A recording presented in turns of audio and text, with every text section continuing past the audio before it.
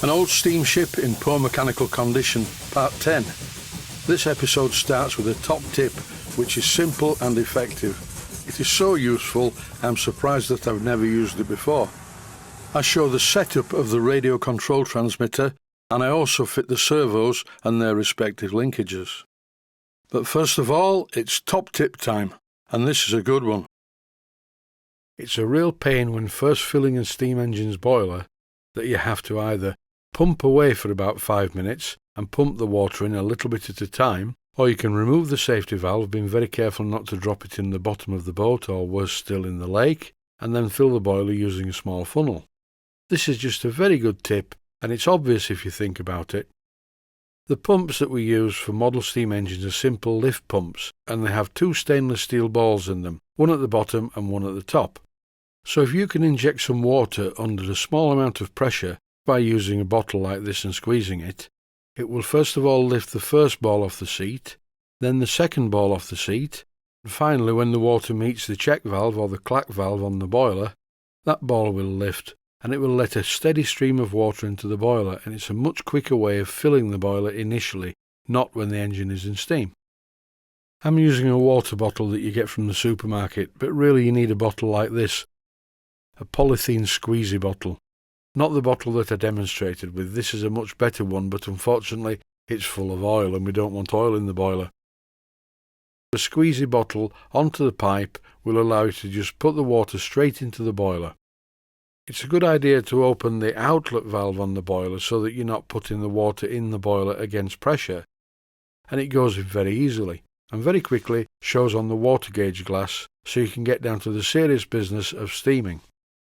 I painted the hull, and here it is. Now the paint's dried, it looks quite good. I might give it another coat yet, I'm not sure. I'll see how it pans out. I still have some repairs to do on the outside of the boat. The piece of metal that goes all the way around the edge in places has come away from the hull, so I need to repair this. It's a piece of metal painted to look like wood. I'll leave that for the moment though. What I'm going to do is remove this valve so I can get at the radio control servo part of the operation. Whilst I'm removing all the simple stuff, I'd just like to take this opportunity to say I'm a little bit worried about the radio control system, because 2.4 GHz radio inside a completely enclosed metal hull is not going to give good reception, I wouldn't think. There is one option I have open, and that is on the stern part of the deck superstructure. There's a small wooden box. This is just glued to the deck, and if I was to cut out underneath this, so I could put the receiver in a small wooden box, maybe that would be better.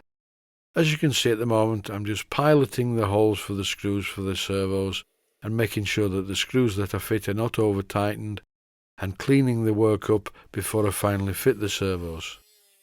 I've just shown in the previous clip the wiring arrangement. It's very important not to trap the wires from the servos against the wooden mountings, so there's a groove that lets the wire come through without any stress. And it's also very important never to over tighten the screws that hold the servos in place. If you do that, then the servo will be very rigidly mounted, and the plan is that the grommets are there to absorb vibrations from the engine.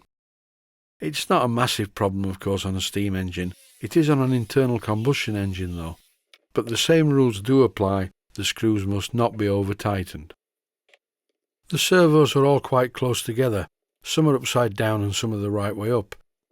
This is the rudder control servo being screwed into place. And this is the servo that controls the gas shutoff valve.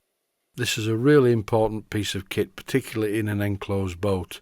The last thing we want is a Viking funeral, so it's essential that this is connected properly and everything works fine. I could use collets on the end of a piece of bent metal, but I prefer to do it like this. It's more permanent and cannot work loose. This is a special tool that puts a kink in the metal like this. I'm actually using a piece of brass rod on the finished part, because I do not want it to rust. I was only using the steel to demonstrate this clever tool that puts the kink in the end of the steel. I wrapped some masking tape around all the cables to keep them together, because I don't want them dangling in the bottom of the boat. This will keep them clean and stop them getting in the way.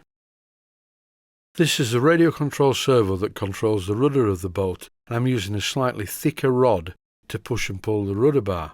So I'm not using the tool that puts the kink in the metal because it's a little bit too clumsy for the servo horn.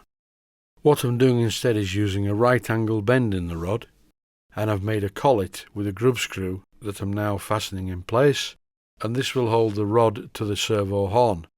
To be honest, it's totally overkill. The rod cannot fall out of the servo horn because of the bar that goes across the boat. But I do like a belt and braces approach, particularly on the steering.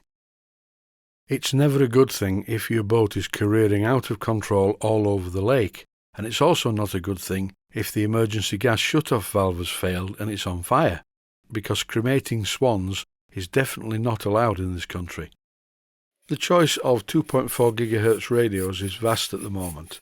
What I did not want is a computer-controlled one, with a fancy screen and lots of buttons, because the owner of this boat and the builder of this boat is now of a great age, and I really didn't think he would appreciate something that looked like a piece of science fiction equipment to control the boat.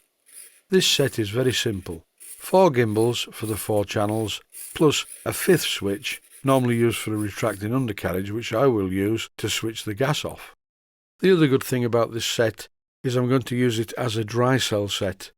I'm not using rechargeable batteries. I am at the moment to test it, but it's much easier for the owner to just put some batteries in the boat when he goes to sail it, take the batteries out when the boat goes on show. Because this is not a computer set, I do not have the luxury of endpoint travel adjustment from the set. And again, this would be a problem if ever it lost its memory, because the owner would not be able to reprogram it. So everything is going to be mechanically set at the beginning, and it should never move. What I'm doing at the moment is setting the gas valve travel. A good feature of this set is you can slow down the speed of the servo on the switch, and I've done that so you can see what's happening. And it's moving too much. The servo travel is excessive and more than the travel of the arm. So all I have to do is remove the servo arm and put the linkage on the next hole down on the servo arm, then refit it and everything will be fine. And as I've just mentioned, nothing can then move. The servo arm will only ever be able to travel that far. And on the second hole down on the servo arm, it's perfect, as I will show you in a moment. I'm just refitting it to the servo, not forgetting the screw. But before I put the screw in, I will just test it. Yes, and that's pretty good. Poetry in motion almost. Right, I'll speed it up and try it at a higher speed. This is done by moving a switch on the front of the transmitter, which is almost impossible to move with my finger, mainly because my fingers are too big, so I have to use a screwdriver point. It's a good idea having these small switches recessed on the transmitter itself. This prevents them being moved accidentally when the transmitter is being handled. And when I test the system at high speed, no problem at all. And that's it for now. Stay safe, stay healthy. Thanks for watching, and I hope you found it useful. Please take the time to visit my Mainsteam Models website and click on the section of the website that says Video Playlists. And by doing that, you can find other videos that you may like to watch. And by using the playlists, you can actually watch the videos back to back.